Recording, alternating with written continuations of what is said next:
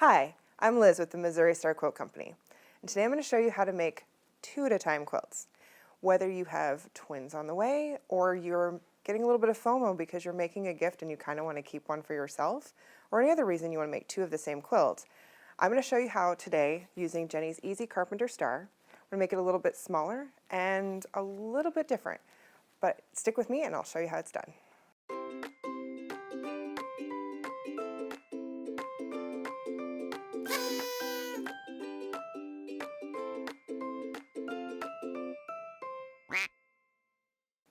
So to make Jenny's Easy Carpenter Star 2-at-a-time, we're going to do things a little bit differently. She used a 10-inch square, and I'm going to use a 5-inch square today. It's a little easier for me to lay out, and it also is easy to make a couple of baby quilts at the same time. I've decided to use then 2 packs each of a print and a solid. That way I can make the 2-at-a-time. Jenny's original pattern just needed 1 pack of each, but our 2 packs will give us 2 at the same time with no fuss, no muss. We're also still going to need some border print, backing, and binding, but our border print is also going to shrink since we're doing a little bit smaller. So we don't need a whole 6-inch border, we're just going to do about a 3-inch border. So everything shrinks a little bit, and that means your fabric requirements are a little different for this project. So check the link in the description below, and you'll see a free printable for doing this project in 10, 5, and 2.5-inch mini squares, which makes about a 12.5-inch block when we're finished. So now that you have your supplies gathered, make sure you also have a nice sharp rotary cutter and a small ruler, and we have everything we need to make this project twice as nice. So for this pattern, we're going to take one of Jenny's classics. It's the Easy Carpenter Star. So I'm going to show you right here where Jenny has made it scrappy. And what she's doing is she's taking a pair of prints, and when she turned them into 2 half-square triangles, she used them in 2 different spots in the quilt. You can see her pointing that out here. What we're going to do a little differently is when we make these, they're going to stay in the same spot in 2 quilts. And so we're going to get away with making 2 identical-ish quilts. And why do I say identical-ish? Well, some of our prints are going to be directional, or they're going to otherwise not be exactly the same. So when I make the 2 half-square triangles, they're not going to look exactly the same, but they are from the same fabric. And so they're going to have that same look in the finished quilt. And I'll point that out in the quilt behind me as well when we get that far. So hang with me, this is going to be just a little stretch, but not as bad as it sounds.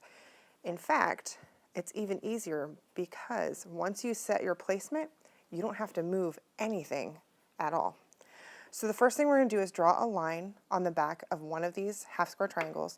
I'm actually going to use my seam tape because it's got a line for me to follow corner to corner, and my 5-inch squares are just big enough that I can use that on my bed of my machine. So I'm going to line up my 2 print squares here, and I am going to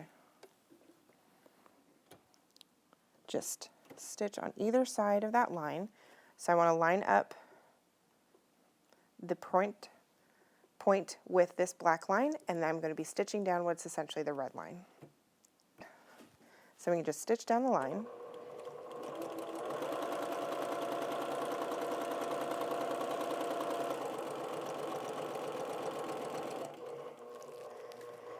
And then I can just flip this around and do the same down the other side.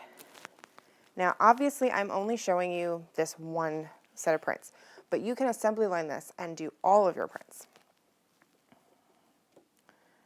And then once again, I'm going to line up my points on that black line, and this needle will follow the red line.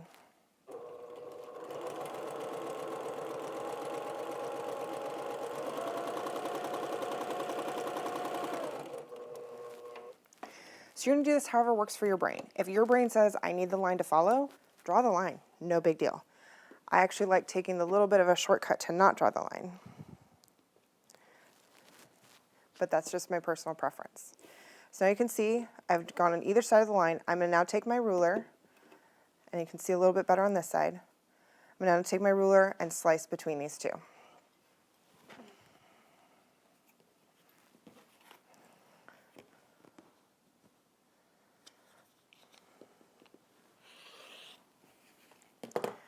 Then I can open these up, and I can iron them open. And we're going to press to the dark side. So why we do that is because we don't want it to shadow. So I'm going to show you what happens when we press to the light side and the dark side, and why Jenny always says press to the dark side. So this top one I'm going to press to the light side temporarily, and this bottom one to the dark side.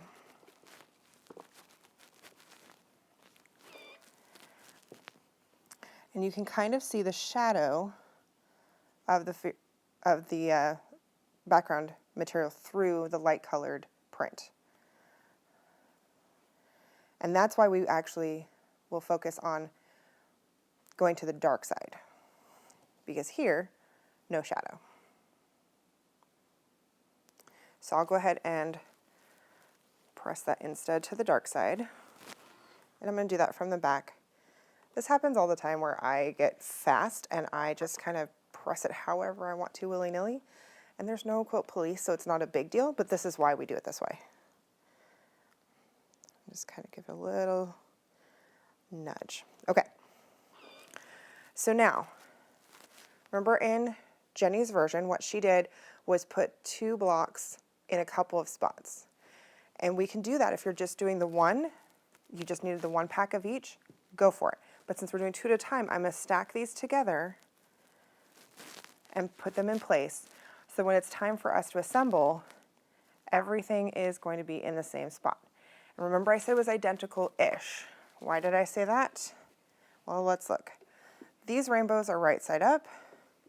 These rainbows are upside down. In the grand scheme of things, as you can see from the quilt, it's not going to bother you if you just decide it's not going to bother you. If you're someone who needs all of your print to go the same direction, this pattern might not be the one for you to begin with. But you can always change this around and make it identical-ish and lay it out completely differently. And that's fine too. But what I'm showing you today is just we're going to stack them together, and we're going to do the same with the next pair.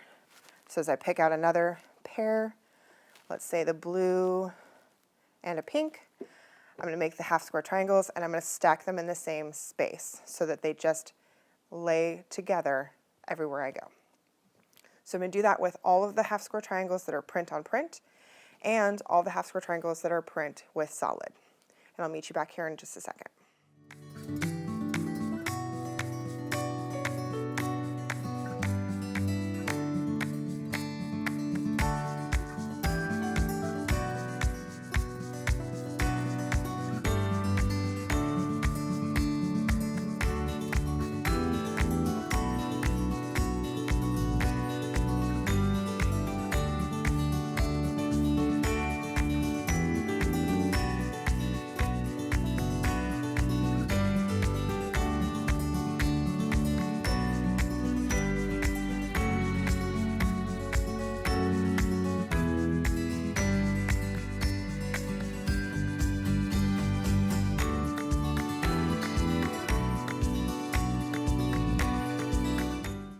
Okay, so I've stacked just a few of my stacks, and again, I've got them in their pairs, but now it's time to trim them.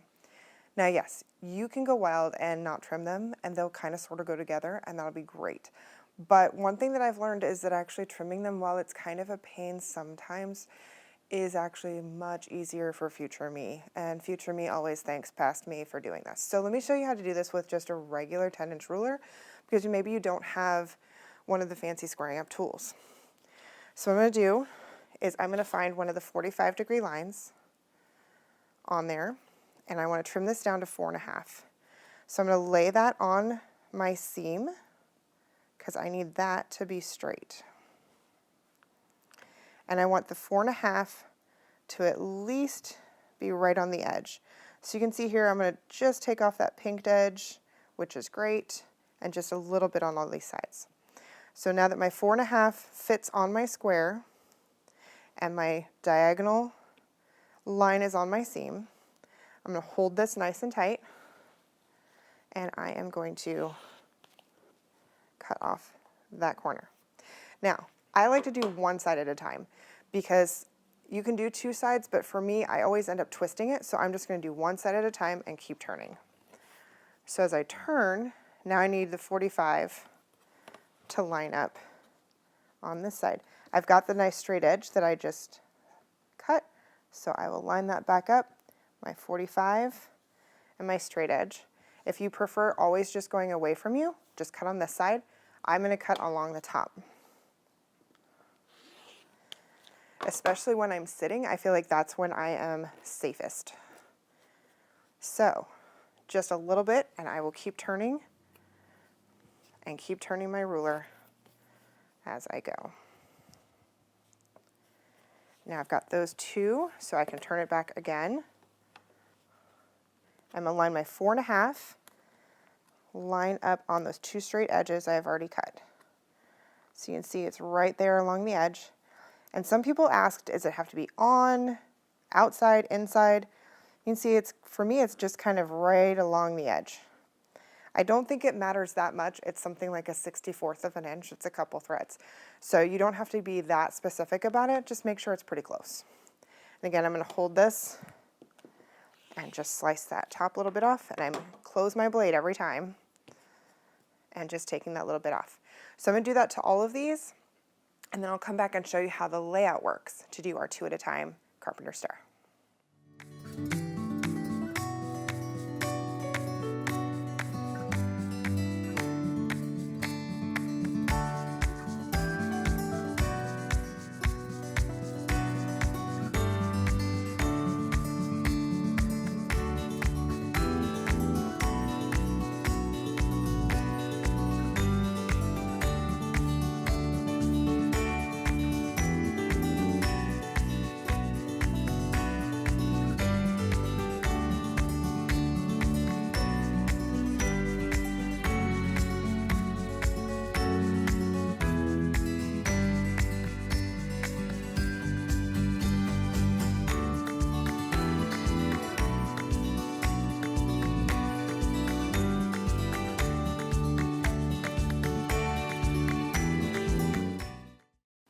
Okay, so let's talk about this a minute. We always talk about how to trim a block down, but what happens when my block's a little too small? So in this case, I'm right on the edge there. So when I line up my 45-degree line, my diagonal line here, you can see that, well, those pinked edges are just inside there, so I'm probably not going to trim anything off here. It's even a little more inside there on this side. So I've trimmed just that little bit, and I'm not going to have room to trim it down farther. If anything, I want to kind of stretch it. Don't worry about stretching it. What we know is it needs to fit in the 1/4 inch seam. But what does that even mean? Well, when I look at this and the 1/4 inch mark, that's where my seam line is going to be.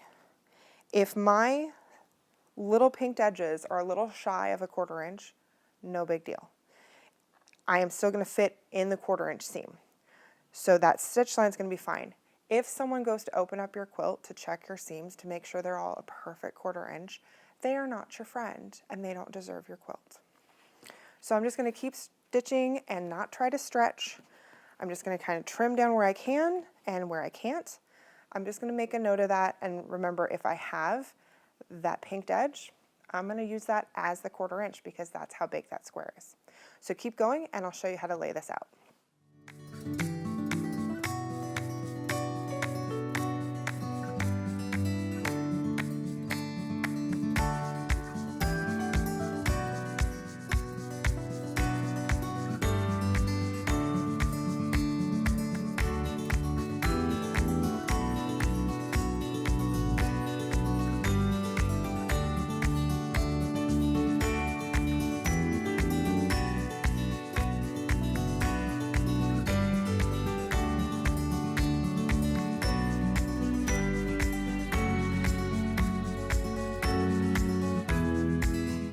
So this is the layout of one quadrant. This is the top right quadrant of the quilt behind me. These two were done 2 at a time. So this one's complete and this one is laid out for you. But there's one more shortcut we can take to make this even easier. So as you're doing this, instead of laying out one quadrant at a time, you're going to lay out your piles. So for example, I've done piles of these two. And of this one. So to show you how that works, what I want to do is pile them on top of each other in all of the layout, and then I can make 2 quadrants at a time, but they're for the 2 quilts at a time. I think I could say at a time, maybe one more time. So what you're going to do is you're going to fold them over and take them to the machine and stitch them together in a big 16 patch just like normal. The trick is, as you take each piece back, you have the one beneath it to show you where to put it. So you know you're staying organized and you're staying in the correct order. The other bonus to doing it this way is that once you have the first quadrant sewn together and everything underneath is just in the right spot, you still have a full quadrant now sewn together to show you where all these pieces go. So you'll stay nice and organized as you do this, and you'll have 2 top right quadrants done and can set them aside. So once you put your 4 quadrants together twice, you'll have 2 tops. And that's where things get interesting on this size, is now we want to cut down the size of the border. So in the original Jenny's quilt, there's a nice big border. That big border is going to kind of drown this smaller quilt. So we're going to cut that border in half, and we will put on a smaller border like the one behind me, and then go ahead and back and bind and quilt as desired. And you can do this in the 5-inch size, like I've shown you here today, in the 2.5-inch size, and in the 10-inch size as the original. And there's, again, a link in the description that'll show you all the fabric requirements and how to do that for each of these sizes. So tell me in the comments below, are you going to make 2 at a time quilts, and who are they for? Are they for someone or a pair of someone's? Are they for yourself? I know that I have grown to like making a pair of quilts at once because I can give one to my recipient and keep one, and when I use it, I think of them fondly. So let me know which quilt patterns you'll be making, if you'll be making this one, what size will you be making, what colors are you using? Tell me everything in the comments. For the first full week after this tutorial goes live, I try to answer all your questions. Thanks again for watching, and stay tuned for more quilt tutorials from Missouri Star. Hi everybody, it's Jenny from the Missouri Star Quilt Company. We hope you enjoyed watching this video. If you aren't already part of the Missouri Star Quilt Company family, be sure to subscribe so you won't miss a thing. And if you click that bell, it'll notify you every time a new tutorial comes out. See you next Friday.